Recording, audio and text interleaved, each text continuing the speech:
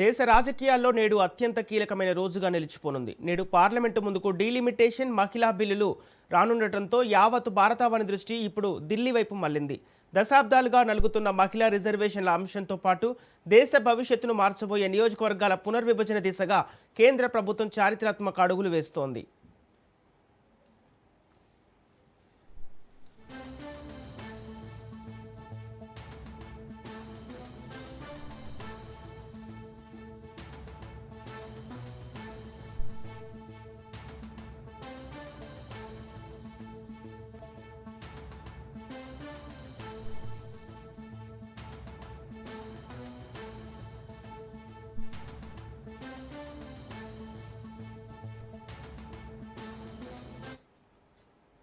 ముఖ్యంగా చట్టసభల్లో మహిళలకు 33% రిజర్వేషన్లు కల్పించాలనే సుదీర్ఘకాలపు నిరీక్షణకు ఈ సమావేశాల్లోనే తుది రూపం లభించనుంది.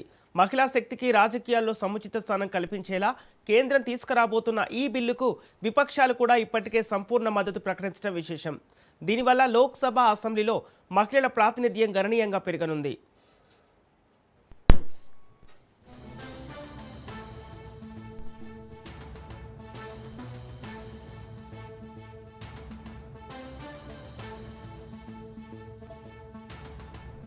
అయితే ఇదే సమయంలో నియోజకవర్గాల పునర్విభజన అంటే డీలిమిటేషన్ ప్రక్రియ రాజకీయ వర్గాల్లో వేడిని పెంచుతోంది. రాష్ట్రాలు, కేంద్రపాలిత ప్రాంతాలను కలుపుకొని ప్రస్తుతం ఉన్న 543 లోక్సభ స్థానాల సంఖ్యను ఏకంగా 850కి పెంచే యోచనలో ప్రభుత్వం ఉన్నట్టు తెలుస్తోంది.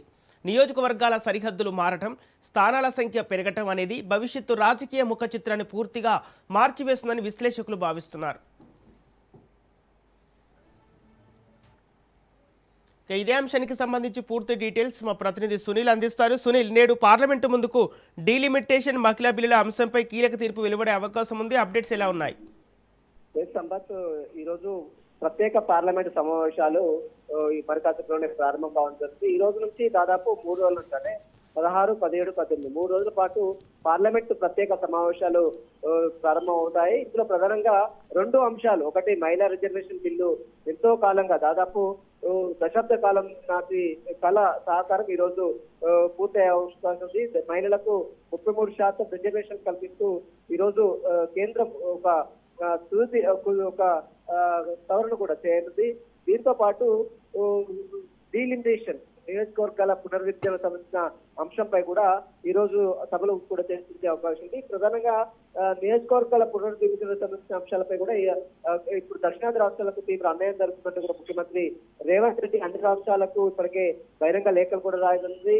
దీనివల్ల భవిష్యత్తులో రాజకీయ మనుగడ లేకుండా పోతుంది.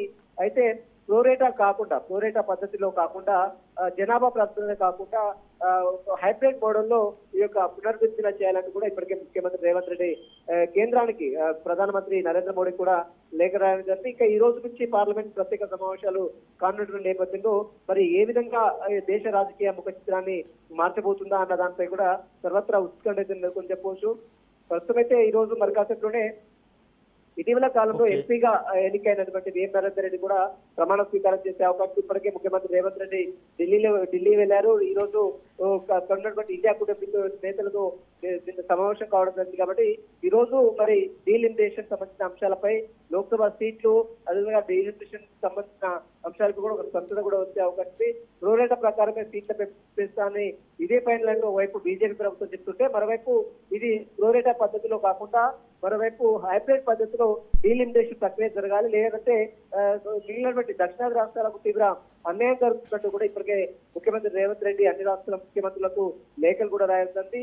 అన్ని రాష్ట్రాలకు 50 సీట్లు పెంపు ఉంటుందని మాత్రం ఇప్పటికే కేంద్రం ఒక ఆదేశాలు జారీ చేసిన నేపథ్యంలో ఈ రోజు మరి మహిళా రిజర్వేషన్ బిల్ తర్వాత డీలిమిటేషన్ బిల్ కూడా ఈ రోజు సభలో ప్రవేశపెడతారా లేదా అనేది కూడా మరి కాసేపులోనే క్లారిటీ వచ్చే అవకాశం. ఎందుకంటే మహిళా రిజర్వేషన్ బిల్ తో పాటు ఈ యొక్క డీలిమిటేషన్ సంబంధించిన అంశాలపై కూడా రాజ్యాంగ సవరణ చేయాల్సినటువంటి అవసరం ఉంది. కాబట్టి రాజ్యాంగ సవరణ చేయాలంటే సభలో 2/3 మెజార్టీ ఉండాలి. అంటే మొత్తం 543 మందికి 2/3 అంటే దాదాపు 362 ఓట్లు ఉండాల్సినటువంటి అవసరం ఉంది. కాబట్టి మరి ఈ 2/3 362 ఓట్లు మరి ఇప్పుడు ఉన్నటువంటి దానికి అంటే కేంద్రానికి అంటే బీజేపీకి లేదు. కాబట్టి మరి అవకాశం ఉంటుందా లేదా ఈ డీలిమిటేషన్ సంబంధించిన అంశాలపై కూడా మరి ఏమన్నా సభలో ఎలాంటి పరిణామాలు చోటు తీసుకుంటారని కూడా ఈరోజు మధ్యాహ్నం వరకు క్లారిటీ కూడా వచ్చే అవకాశం సంపత్.